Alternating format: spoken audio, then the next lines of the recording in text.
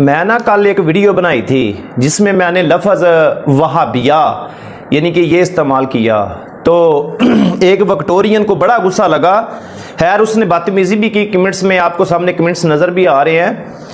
تو جب ان کے پاس کوئی بات کا جواز نہیں ہوتا، جب ان کے پاس دلیل نہیں ہوتی، پہلے تو یہ بھولے بھالے لوگوں کو نا ورگلاتے ہیں، ان کو پھنساتے ہیں، اور جب میری جیسا کوئی ٹکر کا آدمی ملتا ہے نا تو پھر یہ بدتمیزی کرنے پر اتر آتے ہیں۔ تم نے وہابیہ جو ہے نا یہ کیوں کہا؟ یعنی اس کا مقصد یہ تھا کہ ہم نے جو وہابی خود کو کہتے ہیں نا، ہم اللہ کے نام وہاب کی طرف منسوب کرتے ہیں، اس لیے تم نے وہابیہ کہہ کر اللہ کے نام کی توہین کی ہے، تم نے غلط کیا ہے، اور اس بیس پر اس نے مجھ سے بدتمیزی کی۔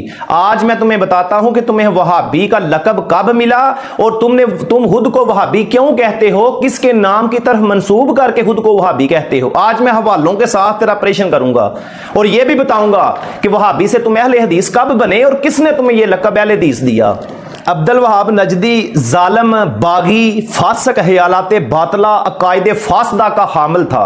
اب مجھ پر فتویٰ نہ لگا دینا، یہ میں نہیں، یہ شیخ الاسلام آپ کا ہی ہے، یہ علامہ حسین مدنی، اس نے ارشحاب ثاقب صفحہ نمبر 222 پر لکھا ہے۔ آگے چلو میں بتاؤں پھر تمہیں۔ آج آپ کا ایک ترجمان وہابیہ کتاب میں نواب صدیق حسنہ بھوپالی صفحہ نمبر 85 پر لکھتا ہے وہابی نیا فرقہ ہے، لفظ وہابی محمد بن عبد الوہاب نجدی کے وقت سے نکلا ہے، اسلام کی کتابوں میں اس کا کوئی ذکر نہیں ملتا۔ پھر آپ کی کتاب فتاوی علماء اہل حدیث جلد نمبر 10 وہابی لقب کی وجہ تسمیہ وہابی محمد بن عبد الوہاب نجدی کی طرف منسوب ہے۔ نجدیت اور وہابیت ایک ہی مذہب ہے، قاعدے کی روح سے وہابی اسے کہنا چاہیے جو مجدد ملت شیخ الاسلام عبد الوہاب نجدی تمیمی کا مقلد اور پیروکار ہو۔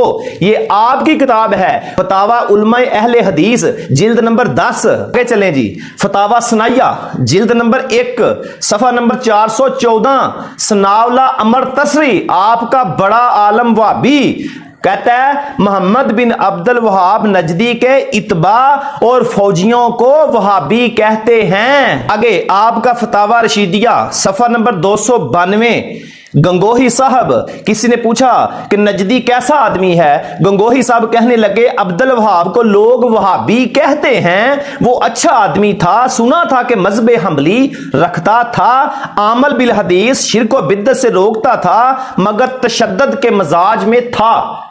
اب میں نے ثابت کر دیا، آپ کی کتاب ترجمان وہابیہ صدیق حسنہ بھوپالی وہ بھی کہتا ہے کہ یہ لفظ وہابی عبد الوہاب نجدی کی طرف منسوب ہے۔ فتاوی علماء اہل حدیث آپ کی کتاب وہ بھی کہتے ہیں کہ لفظ وہابی جو یہ عبد الوہاب نجدی کی طرف منسوب ہے۔ اور دوسری فتاوی ثنائیہ ثناءاللہ عمر تسری وہ لکھتا ہے کہ محمد عبد الوہاب نجدی کے جو فوجی ہیں ان کو وہابی کہتے ہیں۔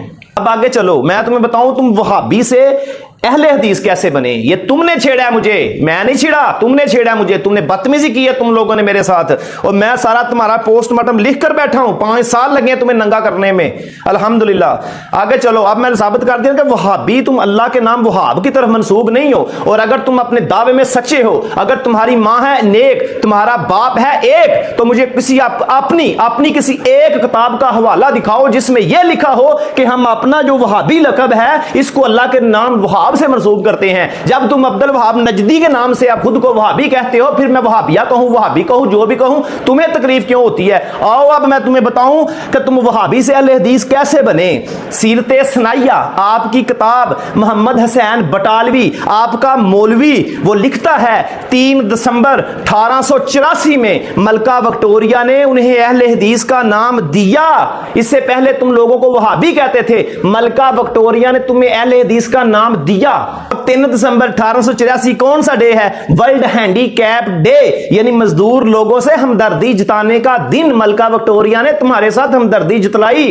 پھر آپ کا شیخ الحدیث مولانا محمد اسماعیل سیلفی وہابی لکھتا ہے حدیثوں کے نامور آپ کا جو عالم ہے لکھتا ہے جماعت نے اپنا مقصد اس دن کھو دیا تھا، انگریز سرکار نے نیا نام اہل حدیث دیا اور اس کی تصدیق کروا دی تھی، یعنی اہل حدیث انگریز کا دیا ہوا نام ہے۔ آپ کی کتاب نگار شاہ جلد 1 صفحہ نمبر 382 مولانا محمد اسماعیل سیلفی۔ اب میں نے بتا دیا نا کہ تم لفظ وہابی عبد الوہاب کی طرف منسوب کرتے ہو اور تمہیں وہابی سے اہل حدیث کا نام ملکہ وکٹوریہ نے دیا، میں نہیں، آپ کے گھر کی کتابوں سے حوالے دیے ہیں۔